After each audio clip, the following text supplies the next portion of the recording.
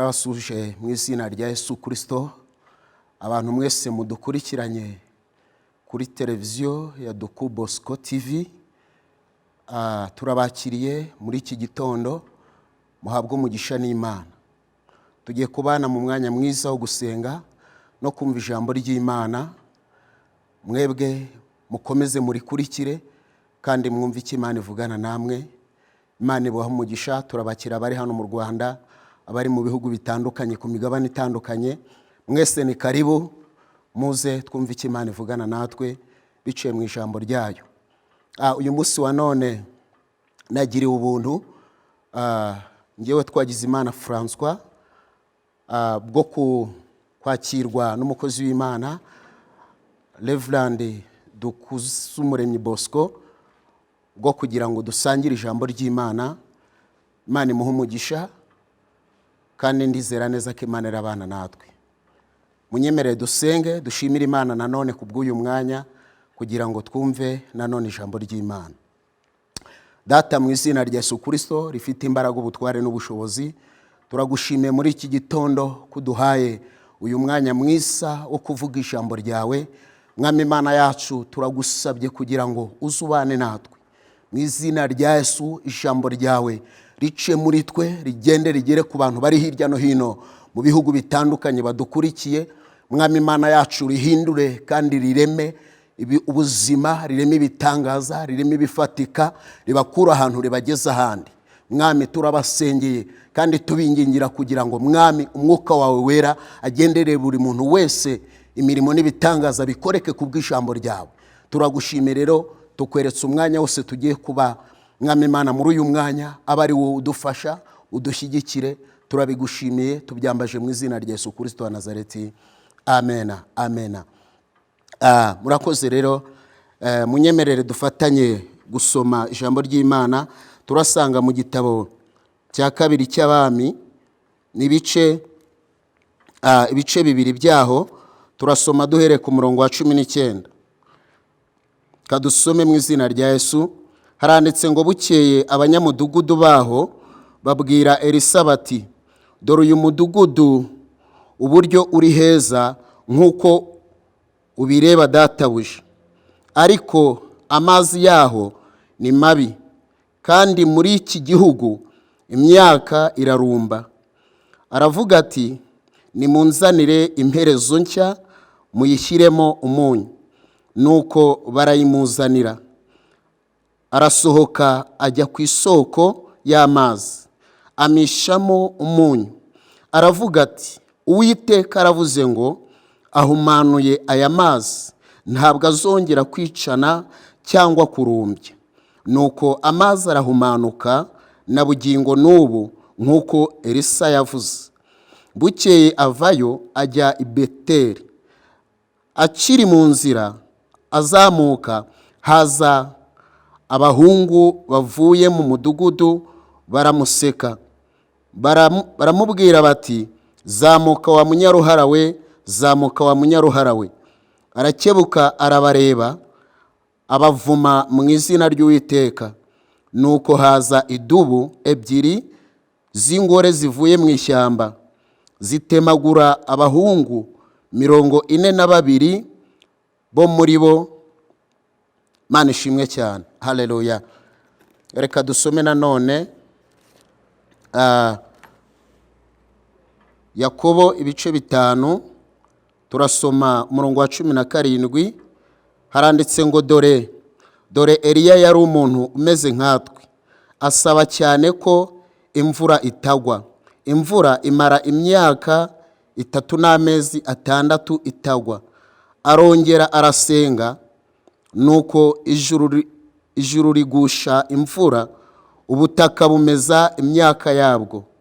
Haleluya. Mana ishimwe cyane. Iri ni ijambo ry'Imana dusomye muri iki gitondo. Niryo Imana rishyize ku mutima wacu, kandi iri jambo rije ari ijambo ryuzuye ububasha n'ubushobozi bw'ubumana. Haleluya. Rero nk'uko turi mu mbaraga z'amasengesho kandi zihindura ibintu, ndagira ngo nkutangarize ko mu gihe cyiza cyo gusenga, mu gihe cyiza cyo kwatura amagambo ku buzima bwawe, mu gihe cyiza cyo kuba imbere y'Imana urimo usenga, izi mbaraga zo gusenga zijya zikora ibintu bikomeye, abantu bagatangara, abantu bakabona imirimo Imana ikoze, yemwe ugahagarara ushima Imana, ugatanga ubuhamya bw'ibintu Imana yakoze. Haleluya.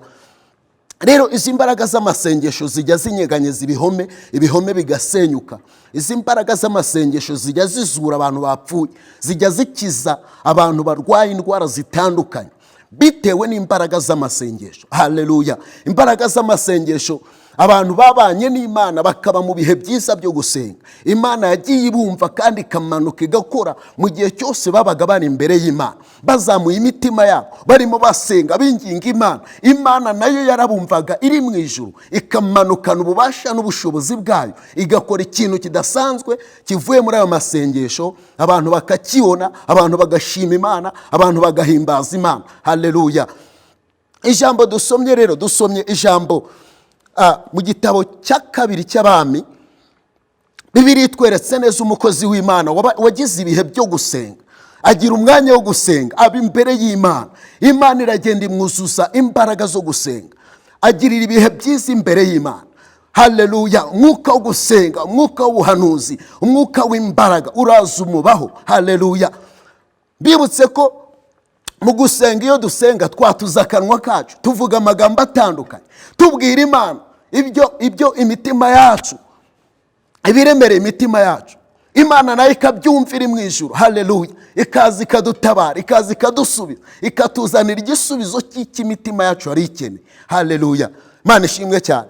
Uyu Elisa rero dusomye yari umukozi w'Imana, yagendanaga n'Imana, yagiraga ibihe byiza byo gusenga, yagiraga ibihe byiza byo kuba imbere y'Imana, agendana n'umukozi w'Imana, bagasenga, bakazamuka imisozi, bakaba mu buvumo, bakajya ahantu hatandukanye basenga binginga Imana. Imana kuko ibana nabo, imirimo yose bakoze, imirimo y'Imana yose ikagenda ikorekera muri bo. Amagambo batuye, amagambo yose Imana ikashyigikira, akaba nk'uko imbaraga zo gusenga zihindura ibintu zijya zibaho kandi bikagaragara. Haleluya. Uyu rero Elisa, ubwo yari amaze gutandukana na Eliya bagendanaga, murabyibuka izo nkuru, Eliya yari amaze kwigira mu ijuru. Amaze Elisa gutandukana na Eliya, nibwo yaje agera mu mudugudu. Ageze mu mudugudu, abanyamudugudu bari bamuzi ko ari umunyamasengesho, bari bamuzi ko ari umukozi w'Imana, bari bamuzi ko ari mu mwuka w'Imana, bari bamuzi ko Imana igikorera muri. Bakimara kumubona, bumva ko babonye umugisha w'Imana, bumva ko hari ijambo ry'ihumure bagiye kubona, bumva ko hari andi mavuta bagiye kwakira. Haleluya. Haleluya. Noneho ngo barangije baramwegera, baramubwira bati, umva mukozi w'Imana, uyu mudugudu urawubona ni mwiza, uyu mudugudu rwose natwe turawukunda, twumva tutawuvamo, ariko uyu mudugudu ufite ikibazo kimwe. Ikibazo uyu mudugudu ufite, ubutaka bwaho burarumbya. Ikindi, amazi yahararura. Mana ishimwe cyane. Reka nkubwire, mu buzima bwawe ukeneye guhura n'Imana iciye mu bakozi bayo. Mu buzima ubaye ukeneye guhura n'Imana iciye mu bakozi bayo. Ukeneye ijambo nk'iri riguhindurira ubuzima. Ibintu byose byaruraga bigatangira bikabisuka, bikaba ubuki. Mana ishimwe cyane. Ibintu bigiye kuryoha kubera ko uhuye n'umukozi w'Imana. Ibintu bigiye kuryoha kubera ko turi mu mwanya wo gusenga. Ibintu bigiye kuryoha kubera ko hari ijambo ry'uburyohe turimo twatura ku bintu byaruraga. Haleluya. Ibintu byose byaruraga bigiye kuryoha kubera ko tugiye kwatura amagambo meza, amagambo atuma ibintu biryoherera. Mana ishimwe cyane. Ntabwo ugomba kuba mu buzima bw'ibintu birura gusa. Ntabwo ugomba kuba mu buzima bw'ibintu bigushaririye. Ibyo ntabwo ari ibyawe.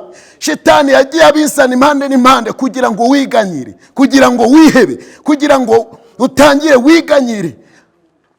Imana yawe igaragara nk'inyantege nkeya, ariko Imana yawe ni nyembaraga. Imana yawe ntizatsindwa, Imana yawe ntizananirwa. Imana yawe izakwambika imbaraga, ikora imirimo n'ibitangaza, abantu babone ko Uwiteka Imana Nyiringabo ari kumwe nawe. mu masengesho, mu nzira zawe zose, mu kazi ukora, mu muryango wawe, mu gihugu cyawe, mu isi yose uzagendamo, abantu bazamenya ko Uwiteka ari kumwe nawe. Haleluya. Ibintu birura ntabwo ari ibyawe, ahubwo ibintu biryoherera nibyo byawe. Byakira muri iki gitondo, hakira ibintu biryoherera, hakira ubuki. Haleluya. Ijambo rirambwira ngo Abisirayeli bava muri Egiputa bajya i Kanani, bababwiraga ko igihugu cy'i Kanani ari igihugu cy'amata n'ubuki. Ndagira ngo nkubwire, amata ni ayawe n'ubuki ni ubwawe. Haleluya. Ntabwo ibintu birura ari ibyawe, ibintu birura byasigaye muri Egiputa. Haleluya. Imana ishimwe cyane. Barangije baratangaza ngo uyu mudugudu nubwo imyaka itera, ariko haleluya, amazi akaba arura, ariko ubwo wahageze bazamura kwizera, bumva ko isengesho risarasenga rirahindura ibintu. Haleluya. Isengesho tugiye gusengana rigiye guhindura ibintu. Ibyaruraga bigiye kuba ubuki, ibyari byaranze bigiye kwemera, ibyari byarangiye bigiye gutangira, ibitashobokaga bigiye gushoboka, kubera ko ijambo ry'Imana rimanutse rikuzanira ibintu biryohereye, rimanutse rikuzanira ibintu biryoherera. Haleluya. Erega nawe uburyohe urabukeneye, nawe bikuryoherera urabikeneye. Ni ibyawe. Nubwo imyaka yabaye myinshi ukabona ko atari ibyawe, ugatakaza icyizere, ukumva byararangiye, ariko ndakubwira ngo biratangiye. Biratangiye. Amateka agiye guhinduka. Ababonaga batagukeneye mu buzima bwabo bagiye kubona none wowe ukenewe. Bagiye kubona ukenewe. Ugiye kuryohera umuryango, ugiye kuryohera umudugudu utuyemo, ugiye kuryohera igihugu. Mu izina rya Yesu, mu izina rya Yesu ndabikwatura. Hakira, hakira uburyohe, hakira amata, hakira ubuki uhawe n'Uwiteka Imana. Haleluya. Ndakubwira ko ibintu byaruraga bigiye gushyirwa hehereza aka kanya ubu tuvugana. Ubu tuvuga ibintu byaruraga birarangiye. Birarangiye kuko ijambo ry'Uwiteka niryo ribivuze. Elisa akimara kubyumva, Mwuka w'Imana amubwira icyo agomba gukora. Aramubwira ngo nababwire ngo bamuzanire imperezo nshyashya, bashyiremo umunyu bamuzanire. Ngo barangije baramuzanira. Arangije ajya ahantu isoko yari iri. Ndagira ngo nkubwire, ibintu byose bigira aho bitangira bikagera naho birangirira. Aragenda ajya ku itangiriro ry'ikibazo. Haleluya. Ajya ahantu ikibazo cyari kiri, arangije ashyiramo umunyu. Nkuko twese tuzi, isi yose abantu benshi bose barya umunyu. Yesu yabivuze neza, haravuga ngo turi umunyu w'isi, abakozi b'Imana tugendana umunyu. Haleluya. Isi iradukeneye, amahanga aradukeneye, kubera ko umunyu w'Imana urakenewe, urashakishwa.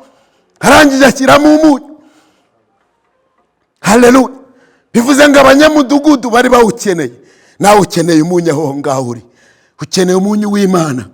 Ukeneye umunyu utazagutera ibibazo. Ukeneye umunyu uzakunezeza. Ukeneye umunyu uzahagararamo ugashima Imana, ugahimbaza Imana. Ku munyu awushyira mu isoko. Mu isoko niho hari ikibazo. Arangije arahanura, haravuga ngo uhereye none ngo amazi ntabwo azongera kurura ukundi. Niko Uwiteka avuze. Nanjye ndagutangariza ngo Uwiteka muri aka kanya aravugana nawe ngo ntabwo ibyo byaruraga imbere yawe ntibizongera kurura. Ibyari intambara imbere yawe ntuzongera kubibona. Hari ibintu bishyizweho iherezo, kubera ijambo ry'Uwiteka ryo ribivuze. Ntabwo ari njye ubivuze, ahubwo ni Imana dusenga, ni Imana turi imbere, niyo ibivuze aya masaha. Iyi saha ntuzayibagirwe, kuko Imana ikubwiye ijambo rikomeye. Elele bonesta, Imana ikubwiye ijambo rikomeye. Kubwiye ijambo rikomeye ntabwo bizongera kurura. Bishyizweho iherezo, bishyizweho iherezo. Uburwayi wari ufite bukomeye bushyizweho iherezo. Haleluya. Ugiye kuzura amashimwe, ugiye guhimbaza Imana. ugiye kwamamaza kugira neza kw'Imana, kuko Imana yahinduye amateka yawe. Ibintu byakururira imyaka myinshi, abantu badashaka kukwikoza, abantu badakeneye kukumva. Haleluya! Abo nibo bagiye guhindukira bavuga imirimo Imana ikoze, kuko ubuzima buhindutse ubundi buzima. Imana ishimwe cyane. Shyizeho iherezo, shyizeho iherezo. Elisa arabihanura. Bibiri irambwira ngo na bugingo n'ubu ngo amazi ntabwo yongeye kurura ukundi. Nawe ndakubwira ngo ibyo wabonaga ntuzongera kubibona ukundi, intambara wabonaga ntuzongera kuzibona ukundi, amarira waririye mu buriri, amarira waririye mu kazi, amarira warize kubera kutabyara, ntabwo uzongera kuyarira, kuko Uwiteka ashyize umunyu mu buzima bwawe. Yesu nashimwe. Bishyizweho iherezo. Ndaguhanurira, ndakubwira ngo Uwiteka aravuze ngo bishyizweho iherezo. Birarangiye, birarangiye. Ni wowe mvugana nawe, kuko ni wowe ufite ikibazo. Urakizi, nabo bari bakize barangije barakivuga, ntabwo bacecetse. Umubabaro wabo Imana yarawubonaga, ariko iboherereza, bohereza umuntu babwira ijambo rishyiraho iherezo. Havuga ijambo rikomeye, arahanura. Ubuhanuzi barabwakira, ubuhanuzi babuhagararamo. Uhereye ako kanya amazi atangira kubaryohera. Nukuri pe, ubuzima bugiye kukuryohera. Ntabwo uri wo kururirwa n'ubuzima, ntabwo uri wo kururirwa n'imibereho. Oya, uri muri Kigali, uri mu bihugu bitandukanye, uri muri umva ururimi tuvuga. Haleluya! N'abatari kurwumva ndasenga ngo Mwuka Wera abagereho kandi abasobanurire mu izina rya Yesu. Arangije arigendera, abaho basigara mu mashini, basigara bahimbaza Imana, bazamura icyubahiro cy'Uwiteka. Ngo uhereye icyo gihe amazi ntiyongera kurura, ubutaka ntibwongera kurumbya, umudugudu bawubamo bawunezerewe, bawubamo bawishimiye, bawubamo bazirikana ko Imana ariyo yonyine yatumye ibintu byose bihinduka. Imana ishimwe cyane. Ndakubona ushima Imana, ndakubona unezerewe ubuzima urimo, ndakubona uhereye aka kanya cyumva ijambo ry'Imana wakira impinduka zikomeye. Wakira, kuko ni wowe Uwiteka avugana nawe, ni wowe. Yarakurebye, arakwitegereza, abona ko ibyo ngibyo atari byo yakugeneye, ahubwo byakugeneye. Dore ubyakiriye nona, ubyakiriye nona, wakiriye kubyara nonaha, wakiriye imbaraga nonaha, wakiriye kwizera nonaha, wakiriye amavuta y'ubuhanuzi nonaha, wakiriye umunyu nonaha, wakiriye ibintu byose kuwiteka nonaha, kuko ari havugiye kandi akaba ari hashyiriyeho iherezo ibyaruraga byose ku buzima bwawe. Havayo nk'umukozi w'Imana, aragenda. Reka nkubwire, mu bintu abantu bazakinisha, bazahangara, umuntu wabaye mu masengesho, umuntu uba mu masengesho, umuntu usenga, ujye umwirinda. Abanyabwenge, bamenye ubwenge barabiyambaza, bamenye ubwenge barabashakisha. Haleluya! N'ubundi umuntu uri mu munyu arashakishwa, umuntu urimo amavuta arashakishwa. Ingendo ukora ujya ku isoko kugura amavuta, ni nazo ugomba gukora ushaka umuntu urimo Imana. Undi narizo ugomba gukora ushaka umuntu wasenze. Haleluya! Akakubwira ijambo ritandukanye n'iry'imiryango yakubwiye, akakubwira ijambo adakuye mu bitekerezo byiwe, ahubwo rivuye mu bumana iri muri we. Haleluya! Bane shimwe cyane. Kazi y'Imana arahava, bantu batangira kumwiha, tangira kuvuga amagambo atandukanye, tangira kuvuga ngo ni umunyaruhara. Reka nkubwire, abantu bavuga ibintu biguca intege, bavuga amagambo bagupfobya, bakuvuga ukuntu, ariko ndagira ngo nkubwire, uko ngukuri uri mu masengesho, uri mu mwanya w'Imana, Imana ntizakureka, Imana izakurwanirira, ijambo uzatura niko rizaba, data azarishyigikira. Haleluya! Ni ijambo ry'imbaraga kandi risanwe n'Umwuka Wera w'Imana. Twahawe ikintu gikomeye, twahawe ikintu cy'agaciro. zatubona nta bifatika by'umubiri dufite. Haleluya. Ariko dufite imbaraga z'Imana, dufite umwuka w'Imana, dufite ibintu bikomeye byakozwe n'Imana biciye mu masengesho. Harangije harabitegereza, harabumva, yumva ijambo bavuze, harangije harabavuma. Irinde ko umukozi w'Imana yakuvuma, irinde kuvuga umukozi w'Imana. Kankubwira, nubwo wabona umurusha ubushobozi, nubwo wabona agenda n'amaguru, ugenda n'imodoka, nubwo wabona waravukiye mu muryango ukomeye, nubwo wabona ufite amashuri atarize, ariko irinde kuvuga umukozi w'Imana. Irinde kuvuga umuntu uba mu masengesho, irinde kuvuga umuntu wamenye Imana, ugendana nayo amanywa n'ijoro. Akanwa kabo kabamo ibintu bitatu. Ijambo rya mbere, bakubwiriza ubutumwa bwiza ukakira agakiza kabonerwa muri Kristo Yesu. Ijambo rya kabiri, akanwa kabo gahesha abantu umugisha. Iyo kwatuye ibyiza biraba, nk'uko twabonye ko yatuye akatura ijambo ryiza rikaba muri uwo mudugudu, abantu bakakira umunyu, bakakira amazi meza aticana kandi atarura. Byari bivuye mu kanwa. Yari yatuye umugisha, yatuye umugisha. Imana ishimwe cyane. Ijambo rya gatatu riba mu kanwa k'umukozi w'Imana, ni ijambo ry'umuvumo. Niba kwatuye ikintu kibi, kirakubaho kandi vuba, ukakibonesha amaso yawe, ukakibonesha amaso yawe. Irinde, tinya, gendera kure, ceceka kuvuga abantu b'Imana baba mu mwanya wo gusenga, basabana n'Imana amanywa n'ijoro. Irinde. Wowe waba uri we wese, aho waba uturuka hose, igihugu cyose waba urimo, bubahe. Imana ishimwe cyane. Haleluya. Harangije arabitegereza abo bantu bamuvugaga, aravuga ngo ndabavumye mu izina ry'Uwiteka. Yesu nashimwe. Amaze kubavuma, iki ni kimwe nababwiye ngo habamo umuvumo. Amaze kubavuma, ngo ako kanya ngakigendera, ingidubu z'ingore ebyiri ziva hirya mu ishyamba, ngo ziraza zirabatemagura. Abasore 42 ngo bahita bapfa ako kanya.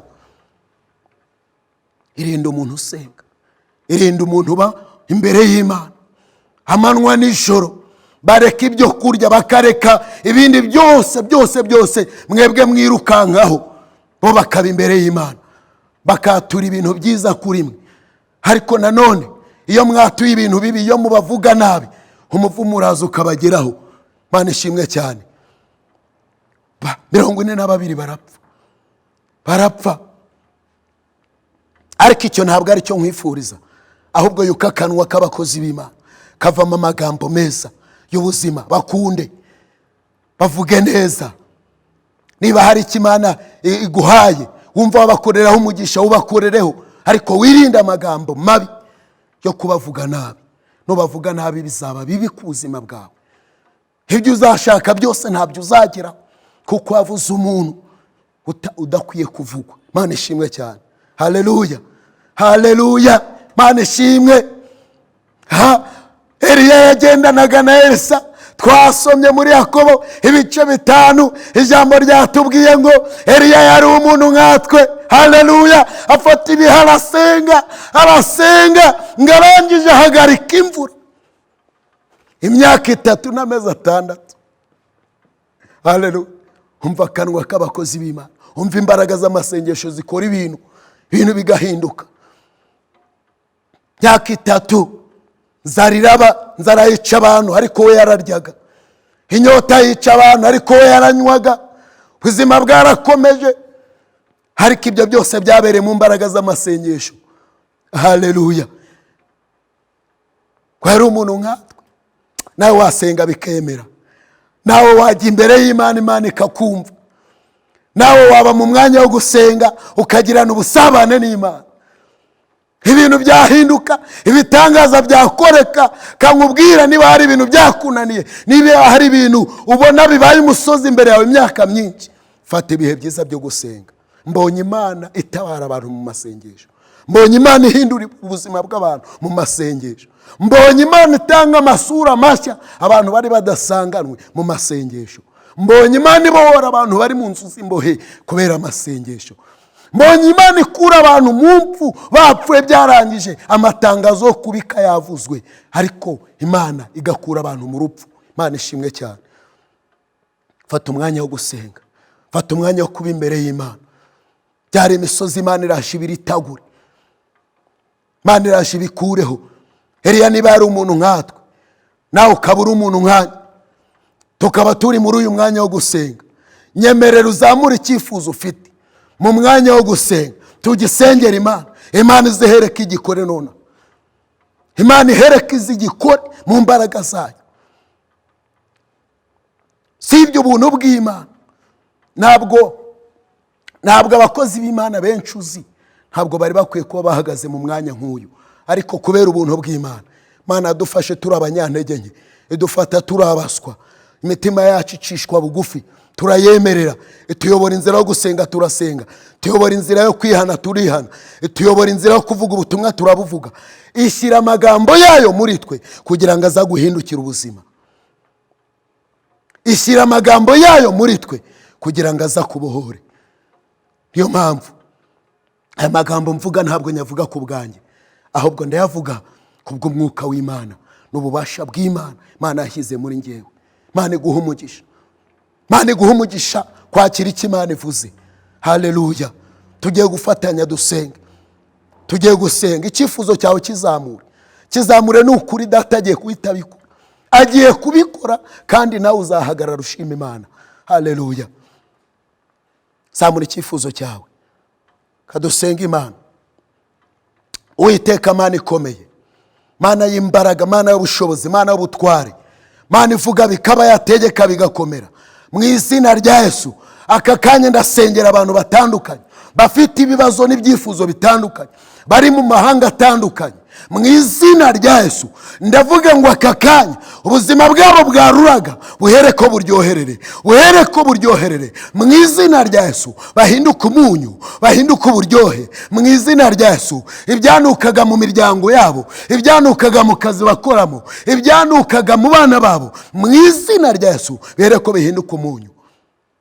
Mu izina rya Yesu reka cyamunara zari zigiye kujyaho zikurwe mu izina rya Yesu. Mana, aba bantu bose uko ibyifuzo byabo bingana ndabibazamuriye imbere yawe Uwiteka, here kubikora. Ndagushimiye nyakubaha Imana, ndagushimiye wera wa Isiraheli, ishimwe n'ikuzo n'icyubahiro n'ibibi byawe. Haleluya. Mana ishimwe cyane, kandi Imana ibaha umugisha. Mwizere ijambo ry'Imana, mwizere no gukora kw'Imana. Vuba bidatinze mugiye kubona umugambi w'Imana usohora ku buzima bwanyu, kuko Imana ibafitiye ibyiza byinshi muri sitoke yayo, ntabwo byigeze bishira. Birahari ntiwabirya ngo ubimare. Birahari, ni wowe byabikiwe, ni wowe byateganyirijwe, ni wowe uri kubihabwa. Haleluya. Reka uzashima Imana, reka uzahimbaza Imana, reka uzazamura icyubahiro cy'Imana. Ntabwo Imana ishobora kuvugira ubusa, ni wowe yavuganaga nawe. Ubwo uyizeye bigiye gukoreka, ubwo uyizeye bigiye kuba. Nta wundi uzashima Imana, n'ubundi uri wenyine, kandi uri kumva Imana uri wenyine. N'ubundi ni nawe ugiye kwakira, ni nawe ugiye kubona ibitangaza by'Imana. Imana ibaha umugisha, mugire icyumweru cyiza. Murakoze. Bye.